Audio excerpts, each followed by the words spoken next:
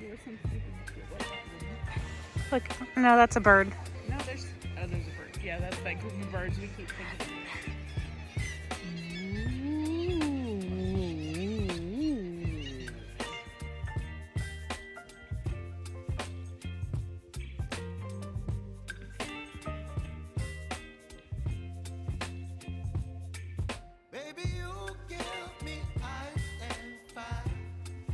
Hey curators, welcome back for another episode of the Yarn Curator Knitting and Spinning podcast. My name is Naomi. Welcome to my channel where I wax poetic about yarn and knitting related content, sometimes weaving that may or may not appear in today's episode. I don't quite know. I'm still a little jet lagged and don't really know what I'm doing today. So today's episode is going to be a little bit different. If you're a longtime viewer of the channel, you will know that my family and I recently took a vacation to Iceland, and it was fantastic. Sorry about that. Autofocus, me.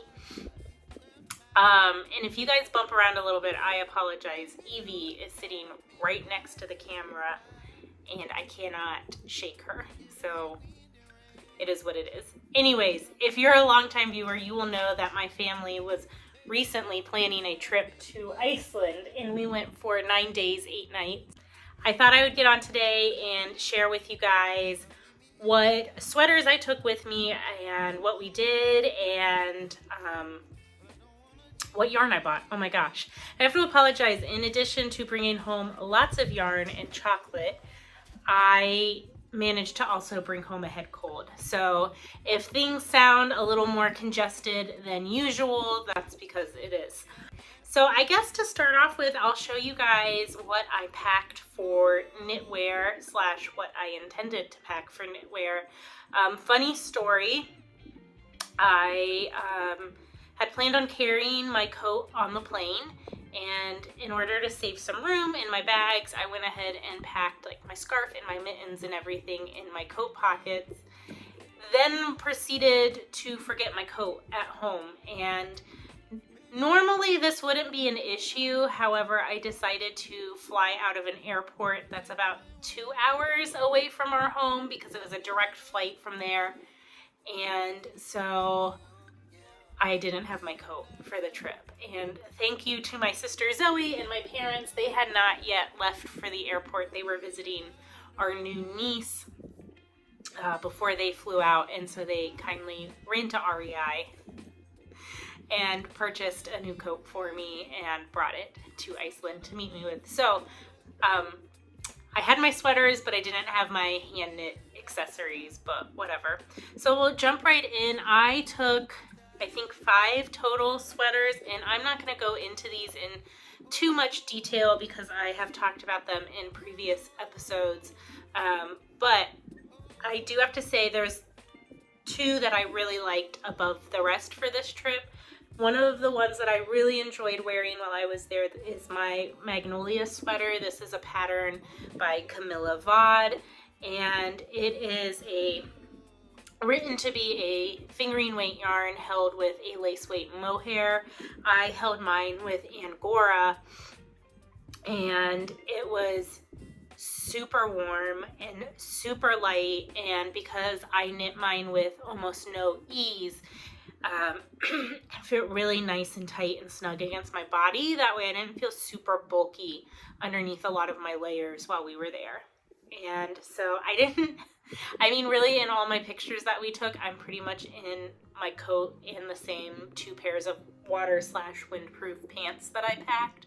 So it's not like I have these like stunning, beautiful, aesthetic photos of me in my knitwear in that landscape because your girl was bundled up the whole trip. I do have to say though, I found the Angora to be really warm and breathable, and I think that was why this was one of my favorite projects while we were there. And you can see that really pretty lace and bobble flower motif at the pattern, which is one of the things that attracted me to this pattern in the first place. The other sweater that I found myself continually reaching for on our trip was my stalactites. This is a pattern that was in an old issue of Lina magazine.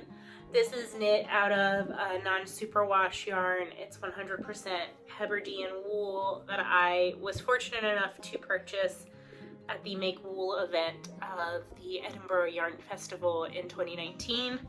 It is held with a mystery contrast color. I really don't remember what it was, other than I think it was a mini that I had in my stash, and or it could be some random like 100% wool Barocco. The yarn looks kind of black on camera, but it's actually this really deep, rich chocolate brown, and it is the all-natural color of the Hebridean sheep. And this was just warm and cozy, and I believe both yarns are a woolen spun preparation, so once again it was nice and light against the skin. And yeah, I think I wore this 3 or 4 days because it was so nice and warm, and like I said, it didn't feel super bulky underneath my coat. One of the other sweaters I packed but didn't wear that often was actually my Avena sweater. This is by Jennifer Steingath. This is knit out of both Harrisville designs in the daylights and nightshades for the colors, and I don't know why I didn't reach for this one. It just wasn't one that I gravitated to while we were there. I did try and bring mostly non-superwash with the exception of my Magnolia. I tried to stick to the all-natural wools because I knew they would be warm and breathe really well, and yeah, would just, I think, be better suited to that climate. But look at that beautiful contrast in there. For something a little bit lighter, I took my Great Raglan by Jessie May Designs, and so this is a fingering weight sweater. It's the lightest weight yarn out of all my finished projects that I ended up packing, and this was great for on days that we weren't outside as much, like days that we were doing a lot of museums, because Iceland heats with, there's a lot of geothermal activity there, and so they tap into that for a lot of their heating. So when you go from like the extreme cold to the outside, you're actually going to like an extreme feeling indoor temperature. It's really not, but it's quite warm, and it's quite a shock to the system when you go from outside to inside. So it was nice to have a lighter layering piece while we were there. And yeah, this one was great with like fleece lined leggings, or just for like kicking around in the hotel room. It was nice and cozy. And then last but not least, this was last featured as a work in progress on my channel, but this is my cozy hoodie knit out of the Fiberco's Cumbria base. This is a worsted weight yarn, and I will talk more about this pattern probably in its own standalone video, so I don't want to go too much into the ins and outs of this, but this was my plain sweater. This was on both plain rides. This was my plain sweater. This was on days that I knew I wanted to be like really warm. This was the one that I went for. The only problem with it is, since it's a little bit bulkier than the rest of the sweaters that I packed, it was a little uncomfortable underneath my coat, which was my own fault because the second coat I bought, I should have sized up to account for all the layers, but I was so frazzled when I was ordering it online for in-store pickup that someone else was gonna get. I just kind of smashed the size button without really thinking through everything. Note to self for the future. That was the only reason why sometimes I didn't reach for this, was because it was a little too thick underneath all the layers I was already wearing. But I loved having the hood, because there were days where it was really cold and windy, and having that to put up over with my hat and the hood on the coat was really nice.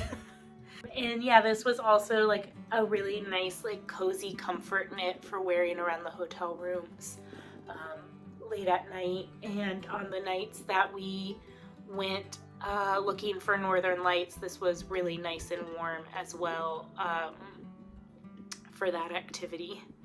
So I do actually think I was wearing this when we saw the Northern Lights. So I'm going to cap it there for the knitwear in today's episode, and then I'm going to kind of walk you guys through our trip / purchases made along the way. So we flew in to Reykjavik on Monday morning.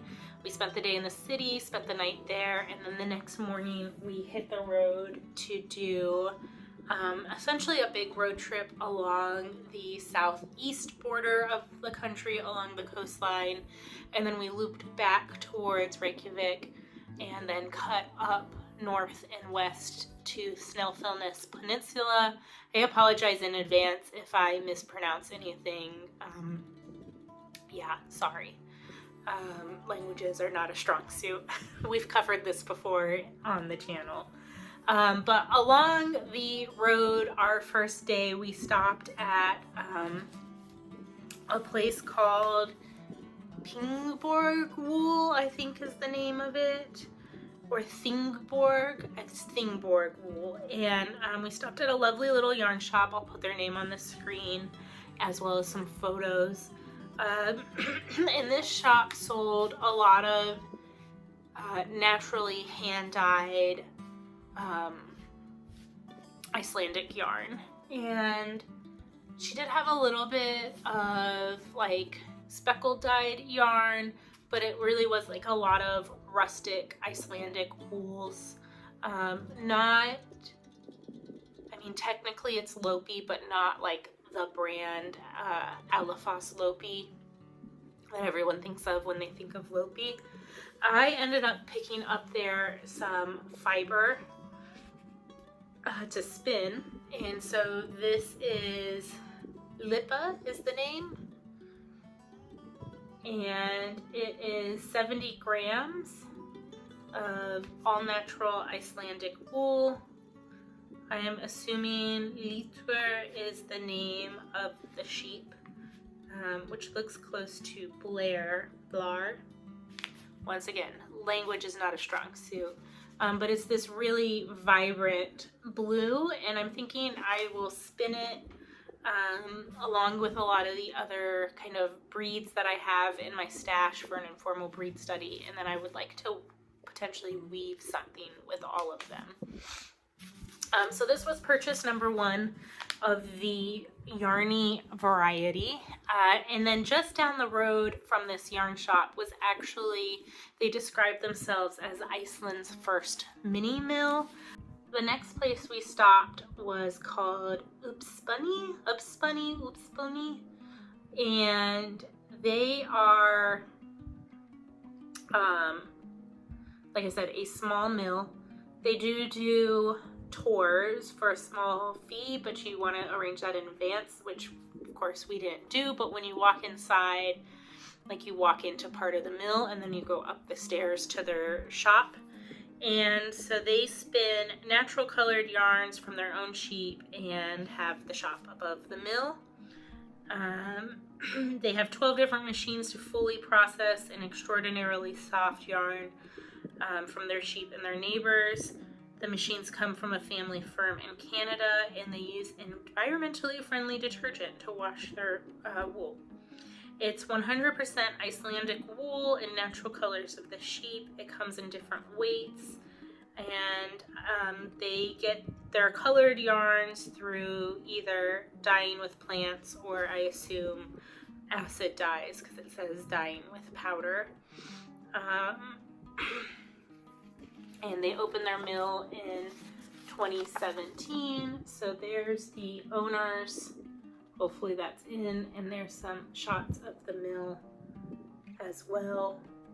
And they have a lovely online web store. And I have to say their prices all seemed really reasonable. And I wonder if that's because they do pretty much everything in-house, that they are able to keep that cost or price point to the consumer a little bit lower. So when we were there, I initially purchased, there's more to come, 2 skeins of this natural kind of chocolatey black in my light here at home, it looks brown, but in the store, it looked like a deep black. And this base is the Hula Band. That's the name. Right here is the name of the base. Huldaband. I'm probably mispronouncing that. And each skein, I got 2 skeins of this. It is 50 grams each, so one 100-gram skein when you add them together. And I believe this is an Aran weight, if I remember correctly. I was thinking it would make a really nice hat, was kind of what I was thinking. Unlike previous trips that I have taken that have had a yarn-focused element to them, I've kind of pattern browsed and had an idea of what I was shopping for in advance. I didn't do that this trip, and partly because my making mojo has been all over the place. Like, I've wanted to knit, I just don't really care what I'm working on. Like that, it hasn't been product driven as much, more as just I like to sit with the process of knitting. And so I was fine just kind of grabbing some things, and eventually the yarn and the pattern will both speak to me at the same time, and they'll get cast on at the same time, obviously, because the two will be whispering in my ears like little angels. They'll both be angels on my shoulder. There's no devil at that point if it's yarn and pattern going, knit me, cast me on, knit me, cast me on. Sorry. I should probably stop taking the Dayquil. So this was my first purchase from that store. And so then we continued on to the town of Vik, where we spent the night for 2 days, and or we spent 2 nights there. And we did, in that time, we went on a lava tunnel tour. We hiked an ice cave over a glacier, through the glacier. Well, it's through the ice, through the glacier. So over the glacier, through the glacier, to the ice cave we went. And I have to say that was a really incredible experience. And yeah, it was pretty phenomenal.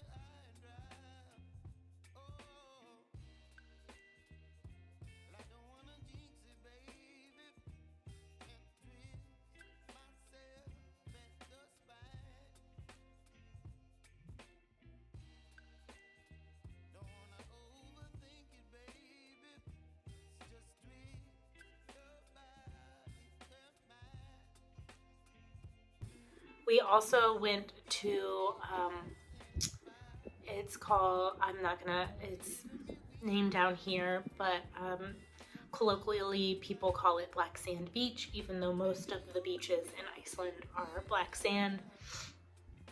And that was absolutely stunning and beautiful. We watched the sunset go down there that evening. And then later that night, we actually saw the Northern Lights. I'm pretty sure that's the night we saw the Northern Lights. And that was just like a surreal, really cool moment. I've wanted to see them since I was a kid. I blame the Disney classic Balto and or any other Disney classic that has animated Northern Lights in them. So yeah, that was really incredible. I think I was up till about 1 in the morning that night. And somehow the next day was running on probably a lot of adrenaline. And so yeah, that was the next day was the ice cave tour. And then we kind of poked around Vik a little bit and just took the day a little bit slower. We also went and saw the Yoda cave. And then that night we were lucky enough to see the lights for a second time.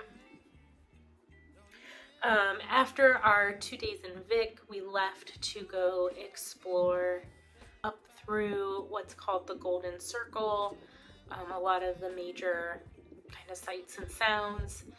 And so on our way back to that area, we returned to Oops Bunny because my mom had wanted to get more yarn, and I was kind of like, oh, I wish I would have gotten a little bit more while we were there. Oh, on our first trip, I did also get a t-shirt as well as a little black sheep Christmas ornament. Who's gonna live there? Probably for the foreseeable future. But anyways, when we returned, I was not opposed to returning to the mill because I kind of wish I had bought more the first time we went. And they had this gorgeous wall of fingering weight skeins. And so each of these little skeins are 20 grams. And what I ended up getting was a variety of colors. So these are the 3 colors I got for colored skeins. So as you, shocker, my favorite color is green, purple, and like a tealy blue. So I got 2 skeins of each of these colors, and then I also got 4 skeins of this natural kind of oatmeal colored yarn to pair with them. As I said, it's all fingering weight. I don't know what I plan on making with this, but I figured it would make a lovely color work project all together. And once again, I came in with no pre-planned ideas or anything along those lines, and I am happy to know that they have a web shop, because if I need more or I want to add in another color, I can always purchase a little bit more and eat the shipping charge to have it sent over here. But I have to tell you guys, this yarn, even though it's like rustic, it's super soft. And so after this, we continued on to see the geyser in Gullfoss, and we stumbled kind of happenstance upon another waterfall called Faxafoss, which was really beautiful, and it was nice because it was off the beaten tourist path, and so we almost had that all to ourselves. And that evening we spent the night at a guest house. It was probably my least favorite overnight stop of the trip because the radiator in my room banged all night long. I don't think I slept more than like 30 or 45 minutes uninterrupted that evening. So yeah, the next day we got up, we went to Thingvellir National Park, which is where you can walk through the Continental Divide. And then we spent a few hours at that park, and after that went on to a small, relatively small / big for Iceland town called Borgons, I think is how it's pronounced. And we spent 2 nights there. Across the street from our hotel was a little shopping center, and it was described, one of the stores that we went into was described as an indoors farmer's market, and she had a lovely selection of locally hand-dyed yarns and hand-knitted items in there as well. And I held off. I almost bought a yarn in there, but I forget why I held off. Maybe it wasn't enough quantity, or just it didn't speak to me at that point in the trip. I know my mom found an indie dyed skein that she really liked, but they didn't have enough of what she was looking for with that as well. But it was a cute little store. It had a little grocery as well as other souvenirs that you could pick up. I bought a bottle of kombucha there, and I should have had her open it as I was leaving. But I didn't. And so when we were driving back to Reykjavik, this was the second day when we left. When we were driving back to Reykjavik, I handed it up to my dad to open it, and we had just gone through this underwater tunnel, which of course probably messed with the pressure in the car.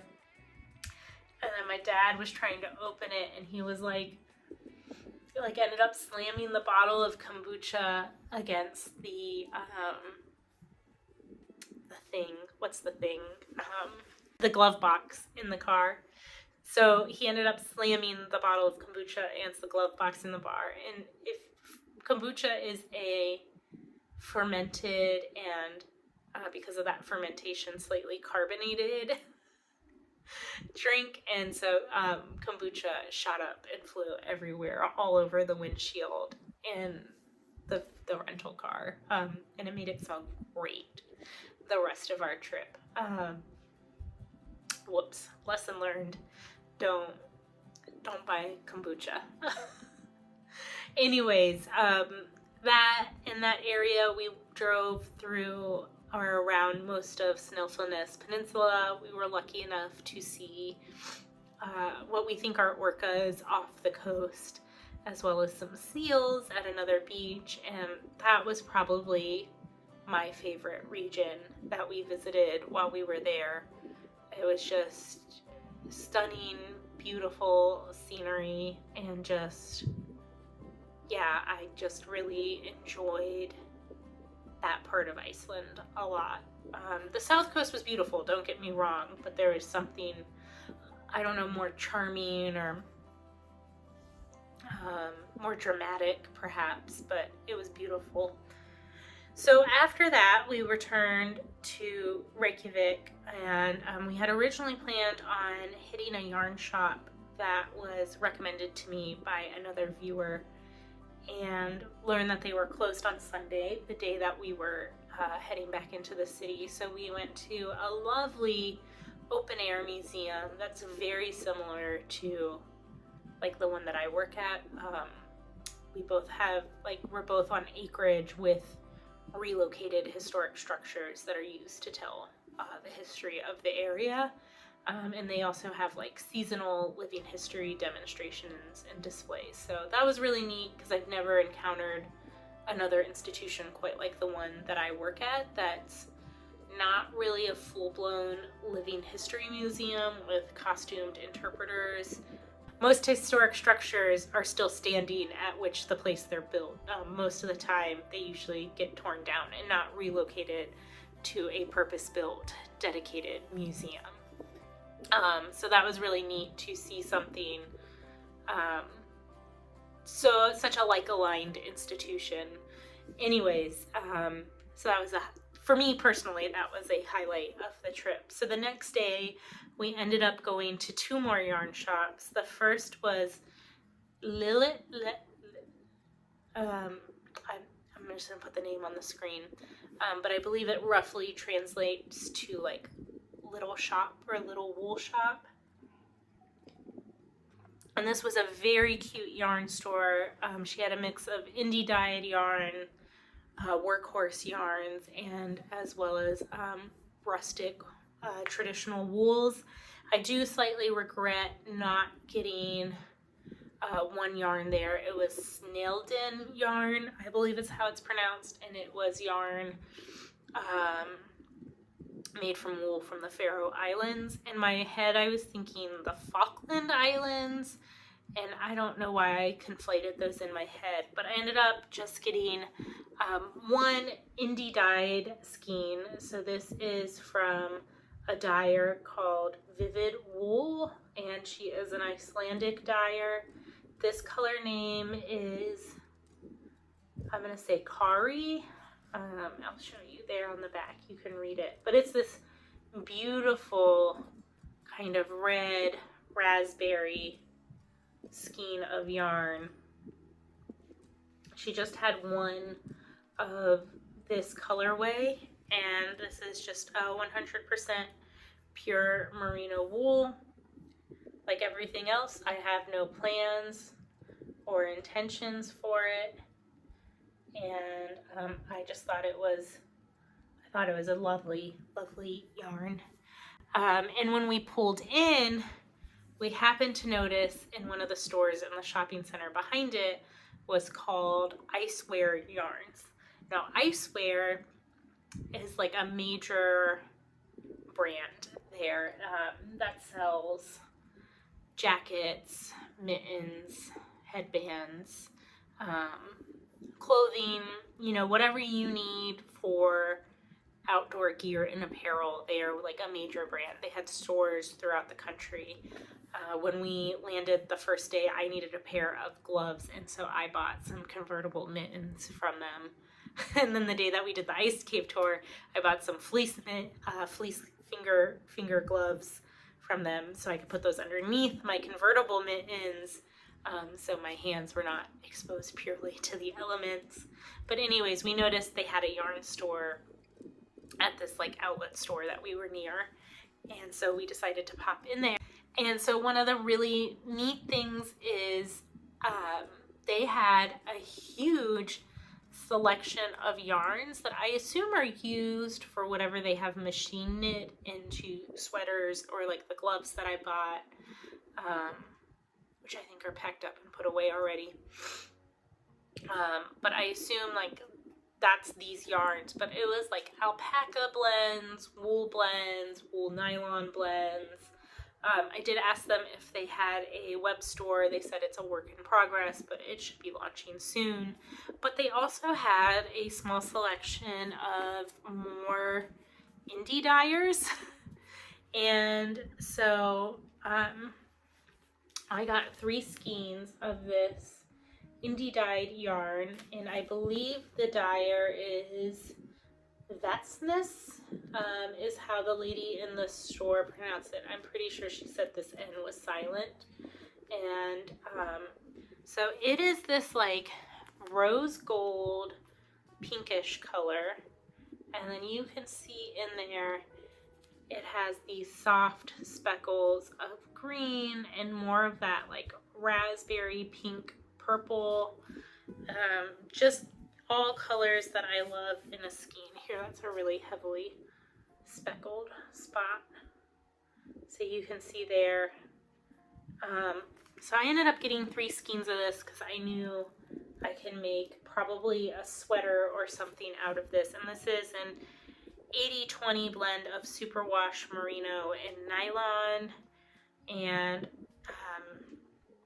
yeah, this was a lovely surprise, this yarn store, especially given that it felt kind of like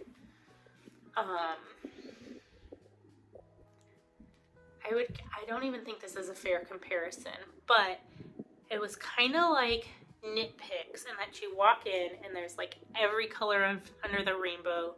You know, they're like affordable workhorse yarns, and they have a lot of different blends that you can choose from while you're in there. But they also had like sock blockers. I ended up getting a little tape measure because you can never have too many tape measures. They had the new book Neons and Neutrals by Amy of La Bien-Aimée, and it was just a really cute store, and I was pleasantly surprised. So yeah, the rest of our time was spent just kind of exploring the city, eating all the delicious food, and seeing all that the country had to offer, which we didn't even get to see everything that they have to offer. I'm already dreaming of a trip back. But yeah, on the whole, it was a lovely vacation. It was a wonderful time spent with family, and I'll throw in some photos and whatnot for you here at the end. But if you enjoyed today's episode, leave me a comment down below of somewhere you'd like to go to. Let me know if you've been to Iceland before, if you've explored it some. And yeah, until next time, I hope you enjoy whatever you're making. I hope it brings you joy. I'll talk to you later. Bye!